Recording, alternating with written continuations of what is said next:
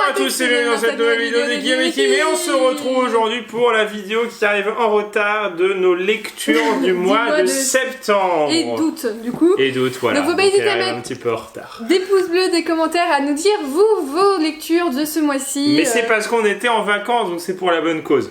Voilà, on va dire ça. En tout cas, on espère que ce type de vidéo vous plaît déjà juste avant de commencer à regarder la vidéo, et on remercie Kana qui nous envoie, comme vous le savez, les mangas pour qu'on puisse lire les nouveautés et vous les présenter. Voilà. Et les suites aussi. Les suites. Et il y a du lourd parce que... Franchement, 2 coups de cœur. Ouais. 3. Ouais, 3.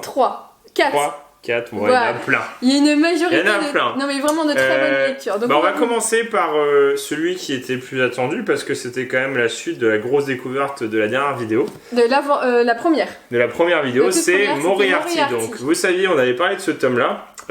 Qui était vraiment bien parce que ça parle de Sherlock Holmes et de forcément son ennemi juré Moriarty, et surtout de Moriarty. Enfin, parce qu'après on parle de Sherlock Holmes, mais enfin de l'univers de Conan Doyle, donc de Sherlock Holmes et de Moriarty. Donc de l'Angleterre du fin du 19e, voilà. Avec les énigmes, les gens... Tout est respecté, voilà. Les scènes de meurtre, le décor, tout est bien. Franchement, tout ça en série, on l'a dit, en série d'anime, ça on regardera direct, quoi. Enfin, parce que je pense qu'au niveau des musiques et tout, tu vois, ça peut être vraiment pas mal.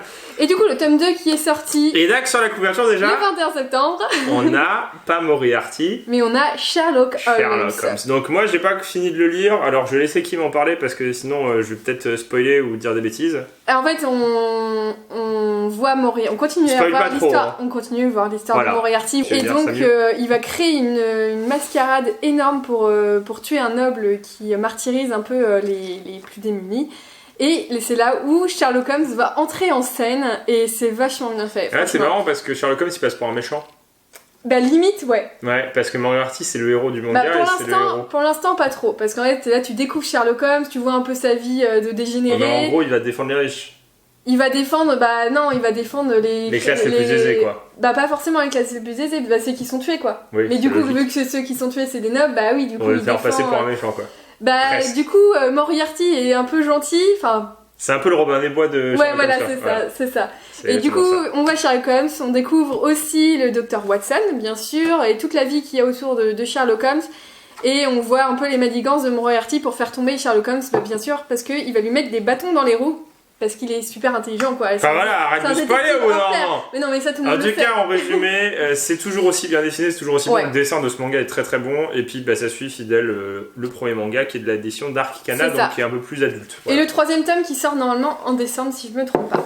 En tout cas, les couvertures sont jolies, le manga est bien, le dessin est bien et tout. Enfin, ça donne envie de le lire. Franchement, ça donne envie de lire la suite et le Et là, on arrive sur un manga Tu veux parler de ça? On parle pas des mieux en dernier?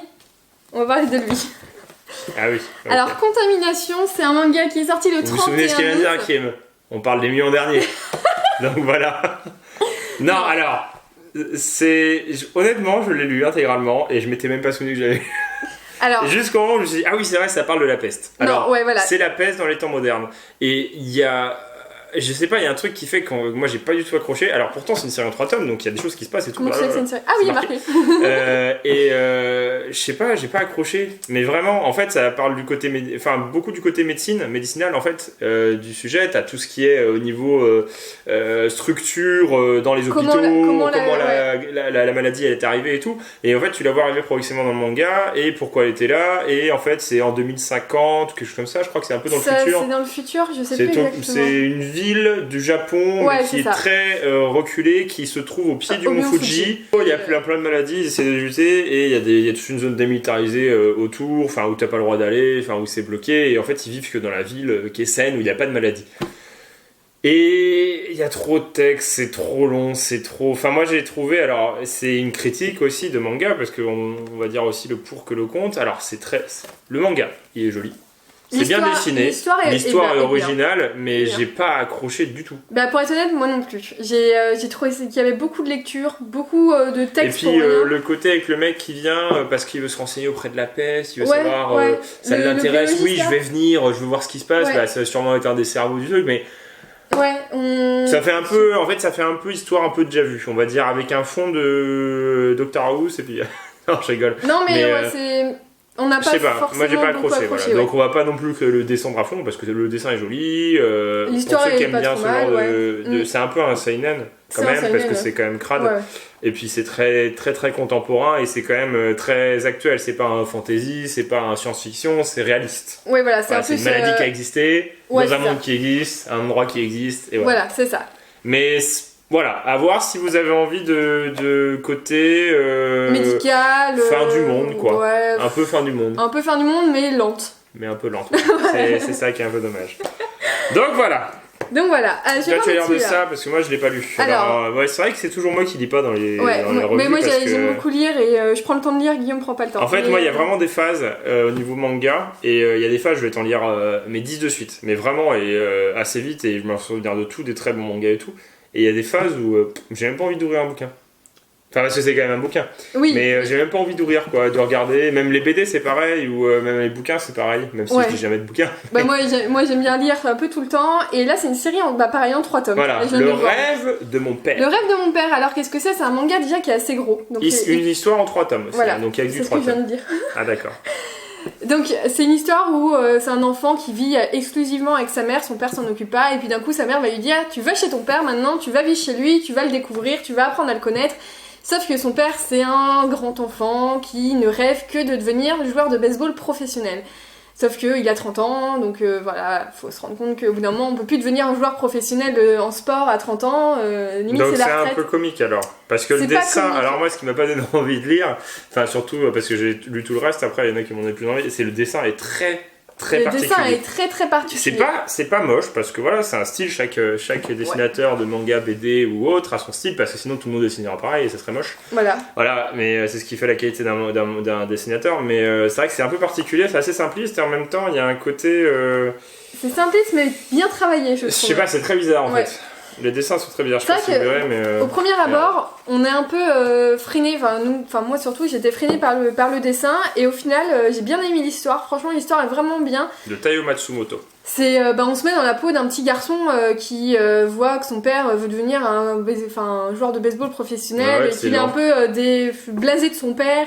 Alors que lui a des bonnes notes, donc c'est l'enfant qui est plus adulte que le père. Ouais, voilà, limite c'est ça, sauf que son enfant va devenir un peu comme lui vers la fin déjà du premier tome. Bah oui. Il va changer, voilà.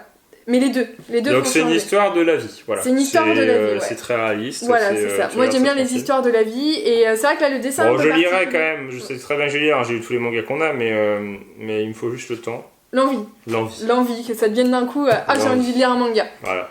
C'est généralement quand j'ai un manga, c'est à partir de 23h jusqu'à 3h du mat, dans le lit avec la lumière. Donc le rêve de mon père, le tome 2 sort en décembre également, je crois, si je me trompe pas. Et lui, il est sorti le 31 août. Comment elle grave. Ouais, 21 septembre. Non, pardon, il dit 21 septembre. Ouais, j'ai des notes de date parce que sinon je retiens pas. Oui, parce que sinon on va dire des bêtises et on peut dire des choses exactes que d'inventer. Voilà, donc le rêve de mon père. Alors je tiens à présenter celui-ci. Parce que, justement, voici un des exemples de Guillaume. Je n'avais pas lu le 1. Dans le dernier épisode, je pense que j'avais regardé un petit peu, j'avais feuilleté, mais j'avais pas pris le temps de réellement le lire. Et miracle, le tome 2 et dernier tome de cette série est sorti et c'est sûrement le 31 août. C'est sûrement le manga le plus beau en édition oversize comme ça, les couvertures, donc on reconnaît le printemps un peu et là l'automne au niveau des couleurs, ça fait printemps et c'est très très beau. C'est l'histoire. Et le manga, non, c'est moi qui raconte, t'as pas arrêté de parler là. Eh ben c'est de la balle. Franchement les gens achetez-le, voilà, point barre, il y a rien d'autre à dire. C'est ultra transportant, ça pourrait être un film quoi, c'est très très bon. Non mais limite t'as envie d'aller à Taïwan. Oui, t'as envie d'aller, donc ça se passe, donc c'est pas du tout japonais, c'est non ça se passe dans la région de Daxi à Taïwan. On l'avait dit, c'est Zhuosuan. Peut-être un truc dans le genre, et donc dedans il s'appelle Xing, machin, enfin voilà, c'est des mots, des noms chinois traditionnels, et donc ça se passe à Taïwan, et c'est super bien, vraiment c'est super bien, c'est super bien. En fait, ce qui se passe, c'est qu'on va suivre la vie de deux étudiants qui ont un projet de classe à faire sur justement qu'est-ce qui est le traditionnel, qu'est-ce qui pour eux, il faut qu'ils fassent un exposé sur le traditionnel. Et le mec... Bon, il y a un côté shoujo au début qui est un peu, je me suis dit, oh non, c'est une blague, il y a un shoujo quoi. Elle, en fait, elle a flashé sur le mec en face qui est très mystérieux, machin, et c'est ce qui se passe dans le premier tome, et en gros, elle va faire le projet avec lui, elle se débrouille pour être avec lui dans le projet, pour aller, pour lui parler quoi, pour se rapprocher de lui, parce qu'elle est amoureuse de lui. Et en fait, il n'y a pas du tout d'histoire d'amour dedans, et en fait, vous verrez la fin, c'est pas ça qui est mis en avant du tout. Ce qui est mis en avant, c'est vraiment la relation avec la famille du personnage principal, donc de l'homme, de lui. Je sais plus comment il s'appelle, je ne pourrais pas dire les noms parce que... Aksun, là, il est marqué derrière. Les souvenirs de oui, Aksun. Et Xiaxixun. Ah non, c'est Xiaxixun. Et il l'appelle Aksun, c'est Xia. Voilà. Aksun. Il l'appelle Aksun. Et donc, c'est vraiment toute son enfance. Il revient aux sources. Il n'a pas été depuis des années. Il s'entendait pas bien avec son père. Voilà, il va se passer des trucs par rapport au relationnel, même avec ses amis d'enfance. Et c'est vraiment bon, quoi. C'est très beau. C'est génial, quoi. Ouais. C'est vraiment très très bon. C'est digne d'un... C'est vrai que j'aime pas qu'on fasse ça, qu'on calque à d'autres choses qui existent, parce que tout devrait être original, mais c'est digne d'une histoire, d'un des animes du style... La colline au coquelicot. Voilà, quoi. Ouais. Tu vois, un Ghibli un Ghibli contemporain. Et c'est vrai que j'aime pas quand on donne des critiques, j'aime pas ça quand je lis des critiques d'un jeu vidéo, d'un machin, comme GTA, tu dis bah autant jouer à GTA, ou tu vois, j'aime pas ça de comparer une œuvre originale, c'est-à-dire que si on compare un manga ou autre à un autre manga, tout de suite on se dit bah c'est moins bien que le premier, parce que tu le compares et tu dis c'est presque comme celui-ci, donc autant lire le vrai. Donc c'est un peu une copie, sauf que là non en fait, c'est parce que c'est vraiment original, mais si vous voulez un état d'esprit, c'est un peu comme qu'est-ce qu'on allait voir au cinéma qui était vachement bien anime là. Qu'est-ce qu'on allait voir au cinéma récemment là? Non, pas récemment, l'anime qui est sorti, qu'il fallait qu'on aille voir, on a été le voir. Your Name. Ah oui. Bah tu vois, c'est exactement dans cette catégorie-là. Ouais, c'est... t'as pas de sentiment de déjà-vu. Voilà, c'est tranquille, c'est réaliste. Bon là, il y a un peu Your Name, c'est pas réaliste. Non, mais il y a le lapin qui bouffe le trépied, donc s'il y a des bruits, c'est normal. Et donc là, c'est plus réaliste, mais bon, t'as quand même le côté spirituel du traditionnel, voilà, je sais pas c'est quoi comme, c'est... Mais j'aurais dit shintoïsme. Shintoïsme, ouais, j'aurais dit ça aussi. On dit shintoïsme. Ouais. En bref, lisez-le, c'est de la balle. Il y a que 2 tomes, c'est des gros tomes, donc ils sont très beaux déjà dans une collection. Déjà, voilà. Et puis c'est des très beaux tomes et ils sont au nombre de 2 puisque c'est la série qui se finit en 2 tomes. C'est ça. Bon, c'est un peu. Par contre, vous verrez comment ça finit. C'est un peu. J'en veux encore, mais bon, c'est aussi bien que ça finisse comme ça, voilà. Parce que voilà. Bah, vaut mieux ça que oh là, c'est toujours pas fini. Il y a 50 tomes. Voilà. Moi, je vais vous parler de celui-ci. Un manga que Guillaume n'a pas lu non plus. Ah, c'est rose avec une fille, c'est un shoujo. Non, mais je dis pas les shoujo parce que c'est vraiment pas un truc qui m'attire, et puis je sais très bien que c'est toujours un peu pareil. Il faut vraiment être fan de cette catégorie de manga pour moi. Voilà. Il faut vraiment être fan. Et pour tous les fans de shoujo, bah franchement, moi j'ai eu un vrai coup de cœur pour celui-ci. Alors, la fille, voilà, elle a un réseau social en fait, où elle s'appelle Ellie, une sorte de Twitter, où elle tweet en fait des fantasmes qu'elle a avec un des garçons du lycée. Donc, il m'a invité à déjeuner, machin, c'est trop bien, alors qu'elle sort pas du tout avec lui. Et elle le voit en fait, elle dit aujourd'hui il s'est habillé comme ça, juste pour moi et tout. En fait, elle invente une histoire avec ce mec là comme petit ami, faux petit ami. En fait, tout ce qu'elle voudrait faire avec ce mec là, elle le tweet, mais ça reste de l'imaginaire. Voilà, c'est ça. Comme en fait, ça fait comme si elle était avec. Voilà. Via son Twitter. Et en fait, ce qui se passe, c'est qu'elle fait tomber son portable, le mec récupère son portable. Ah là du coup, là. Il lit ses tweets et puis là, commence une sorte de... Non, c'est pas vrai.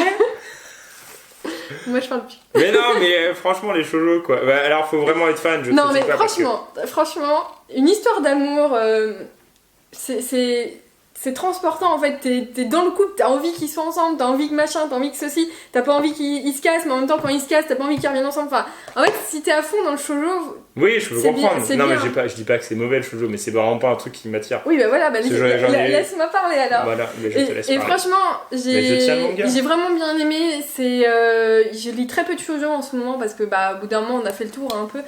Et celui-là, franchement, ça me donne envie beaucoup de lire. Et je dirais même que, sans avoir lu le truc, quand tu vois la couverture et quand tu me racontes, ça a l'air d'être ultra contemporain le fait que ça utilise les réseaux sociaux. Oui. Voilà. C'est pas figé dans le temps, c'est-à-dire que c'est pas dans les années 2000 où ça pourrait être toujours pareil. Là, ça utilise un des motifs qu'on demande, parce qu'en fait, Eli et hashtag je n'ai pas de petit ami en fait. D'accord, donc c'est vraiment le truc. Et je lirai peut-être un jour quand j'aurai plus de manga à lire. Non mais franchement, pour toutes les fans de shoujo, voilà, lisez-le. Ouais, il y a quand même des très bons mangas, des très très bons mangas. Ça fait plaisir de lire des mangas qui sortent juste et qu'on n'aurait peut-être pas pris le temps de prendre. Bah si, le Retour aux sources on l'avait pris, donc forcément c'est pas de problème. Mais non mais là le prochain, voilà, les deux prochains, ce qui reste, c'est de la balle. Franchement, c'est de la balle. On va déjà faire celui qu'on connaît. Ouais, donc Last Pretender, on vous en avait parlé parce qu'on avait lu les 2 premiers tomes qui étaient sortis quand on avait commencé notre petite série sur les mangas. Oui.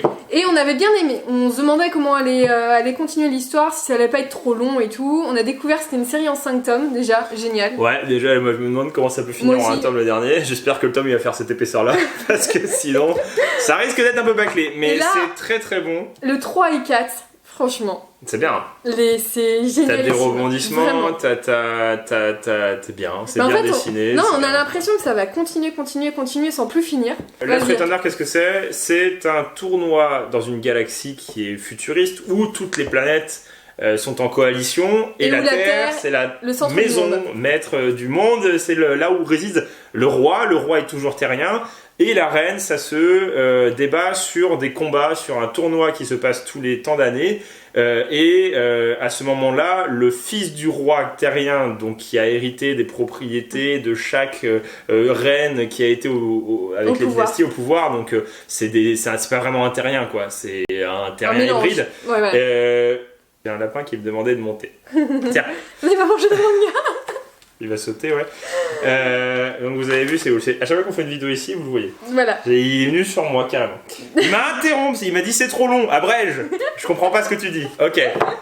Et donc voilà, en gros, il y a le tournoi, et donc le nouveau prince qui veut, lui, il a créé un de ses clones. Donc à ses 16 ans, en fait, le prince doit créer une sorte de tournoi entre toutes les planètes, entre toutes les femmes qui vont s'inscrire, entre les femmes les plus puissantes de la galaxie. Il y a des femmes humanoïdes, des femmes qui sont un peu bestiales, enfin il y a plein d'espèces dans l'univers, et du coup en fait c'est pas des êtres humains, quoi. Et ils s'entretuent, ils se battent ou entretuent. Et la reine devient celle qui a gagné le tournoi. Et donc lui, ce qu'il a fait, c'est qu'à ses 16 ans, il a créé un clone. Ouais, il s'est cloné lui-même parce qu'il s'est dit, moi je suis l'être le plus puissant du monde. Mais donc... c'est parce qu'il a hérité toutes les propriétés de tous les descendants, de tous ses héritiers, etc. Il a tout récupéré. Et le clone est féminin, donc c'est lui en femme. Voilà. Et en fait, il va l'entraîner pour qu'elle devienne la reine. Bah voilà, c'est ça. Et il se passe plein de trucs, et c'est vraiment bien. Et normalement, ça doit durer 1 an, il doit aller de planète en planète, donc il commence par la plus première planète. Pourquoi il y va ? Parce que c'est là où réside la première reine de la Terre, qui a une longévité de plus de 500 ans. Ah ouais, mais là tu vas loin, t'es en train de tout spoil. Oui, mais non, c'est la première planète. Et donc en fait, elle va se battre, elle va acquérir des pouvoirs, des choses comme ça, et en fait elle doit faire ça pendant 1 an. Donc on se dit, ça va durer super longtemps. Et en fait, non. Au 3e tome, ils sont encore sur la première planète. Ouais, et en fait après ça accélère vachement, il se passe plein de trucs, et t'as des personnages qui arrivent où tu te dis, mais c'est qui ? Genre, lui. Voilà, il y a des sacrés rebondissements, et franchement c'est à lire, c'est en 5 tomes. Le dernier, je sais pas quand il sort, je crois que c'est au mois de décembre également. Ouais, et ça sera fini, et franchement on vous donnera notre avis sur la série, et là pour l'instant on veut pas trop vous spoil.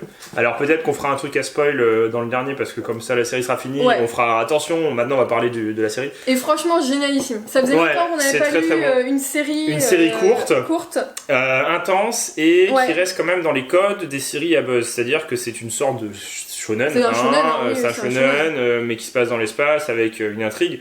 Et c'est court et c'est bizarre parce que du coup tu dis ah ouais c'est 5 tomes quoi. Ouais, voilà, mais c'est bien parce que du coup tu sais que tu vas pas rester sur ta faim parce que nous on a pas mal de mangas qu'on lisait il y a très très longtemps comme Satan 666 qui finit en 13 tomes, Death Note qui s'est fini en 13 tomes, même Mère qui s'est fini en 10 tomes, tu vois, les trucs comme ça qui font plus aujourd'hui, Buzzer Ranking qui s'est fini en 11 tomes, et c'est bien parce que c'est des shonen, donc voilà, on sait à quoi s'attendre, mais c'est pas long.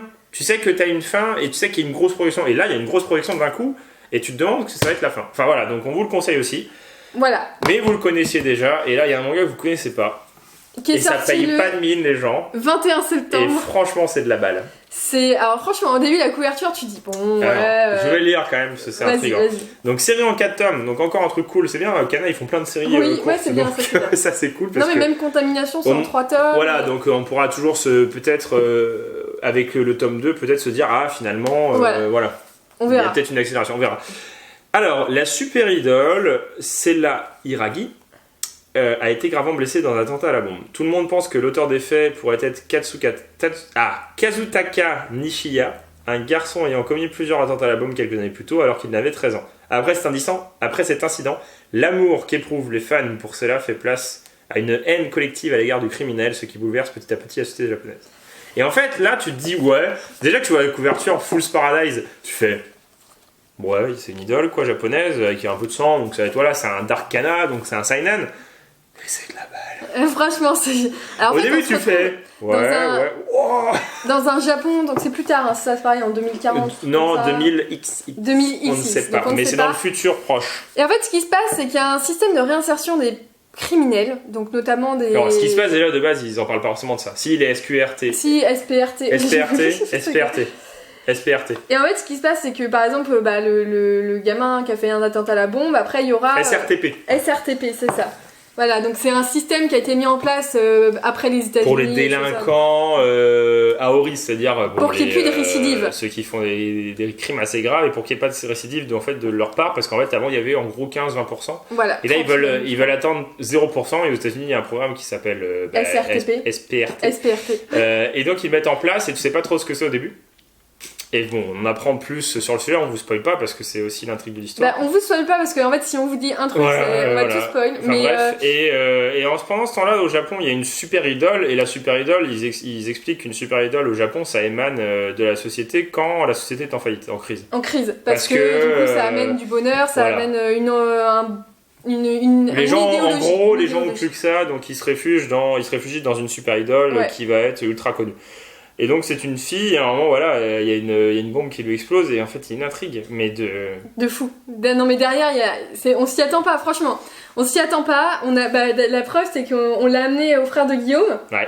Il fait ouais non vas-y je vais pas lire et tout. Ouais, il a dit c'est un shoujo. Au début. Ouais, parce que il y a un côté au début t'as l'impression.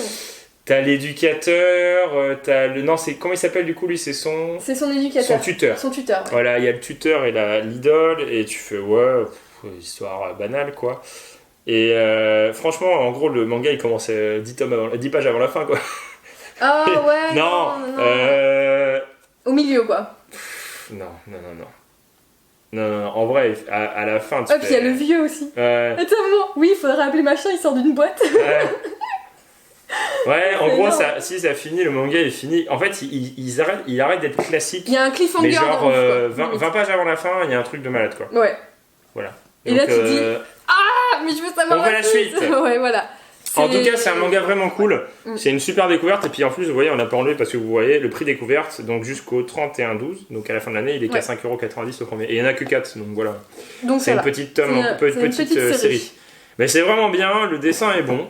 Il est classique, il est bien. Voilà, il n'y a rien d'exceptionnel sur le dessin, mais il est bien. Voilà. Ouais, c'est ça. Oui. Et voilà. Je pense qu'on a fini cette vidéo. En tout cas, je pense aussi. Retour aux sources, c'est de la balle et c'est terminé. Donc voilà, si vous voulez le trouver sur internet ou en boutique, on le trouvera. Ellie pour les fans de shoujo. Alors ça, faut voir. Ça aussi, faut voir. Non, l'histoire est bien, c'est le dessin. Contamination, faut voir. Et Moriarty, moi j'ai hâte de lire la suite. Et Last Pretender, le dernier tome. Et Fool's Paradise, les 3 tomes qui suivent, on va savoir ce qui va se passer. Donc, en espérant que ce soit aussi bon que le premier. C'est ça, faut nous dire dans les commentaires si vous avez aimé cette vidéo, si vous avez lu un de ces mangas et si vous l'avez apprécié, ce que vous lisez en ce moment. Faut pas hésiter à mettre des pouces bleus. Et puis on vous dit à bientôt dans une prochaine vidéo de Guillaume et Kim. Allez, salut!